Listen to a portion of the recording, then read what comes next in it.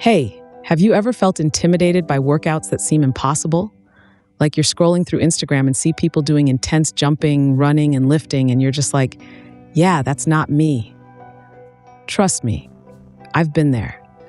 I used to think fitness had to hurt or exhaust me to count, but that mindset almost made me quit completely until I discovered low-impact exercises. Seriously, these changed the game. Let me rewind a little. A couple of years ago, I was totally out of shape. I wanted to start exercising, but every time I tried something intense like high-intensity interval training workouts, running, or heavy lifting, I felt defeated. My joints hurt, I couldn't keep up, and worst of all, I wasn't enjoying it. I'd push myself for a few days and then burn out and stop entirely. Sound familiar?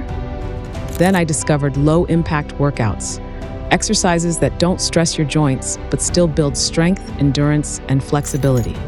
These exercises finally helped me create a fitness routine I actually enjoyed and could stick to consistently.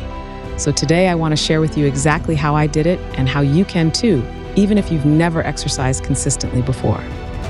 Why low-impact exercises? First off, let's clear up a big myth. Low impact does not mean low results. It simply means exercises that don't involve jumping, running, or anything that causes intense impact on your joints. Think walking, swimming, yoga, cycling, and bodyweight exercises done slowly and with control. When I first started, my goal wasn't just weight loss. I wanted to feel better, stronger, and actually look forward to exercising. And low impact was the perfect way to ease my body and mind into fitness. Within a couple weeks, I noticed less joint pain, improved energy, and best of all, I stopped dreading workouts. My favorite low-impact exercises. Let me share a few of my favorites that literally anyone can start today. Walking. I underestimated this at first, but daily walks have become my favorite. 20 to 30 minutes a day outside or even on a treadmill made a huge difference in my energy and mood. Bodyweight strength training. Squats, lunges, push-ups. You can do them on your knees. And planks. I started with just 10 minutes every other day and slowly built up my strength. Yoga. This changed my flexibility and stress levels dramatically. Beginner yoga flows on YouTube helped me learn the basics. Cycling. I began with a stationary bike at home. It got my heart rate up without the pounding on my joints. Each exercise helped me build confidence gradually, which was essential for sticking to my routine. Benefits beyond fitness. Here's the thing, low-impact exercises aren't just about getting physically fit. They genuinely improved my mental health. Because these exercises were gentler, they allowed me to focus on breathing and form, which reduced stress and anxiety significantly. Also, because low-impact activities didn't leave me sore and drained, I started associating exercise with feeling good, not exhausted. This mental shift was huge. It's why I've been able to stay consistent for years now, even as I've slowly added some higher intensity workouts into my routine occasionally. How to start your low-impact routine. Ready to give it a shot?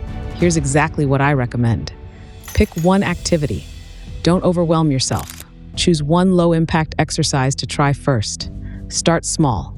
Aim for just 10 to 15 minutes at first. Consistency beats intensity every single time. Make it enjoyable. Pair your workouts with something you love, music, podcasts, or audiobooks to make the experience enjoyable.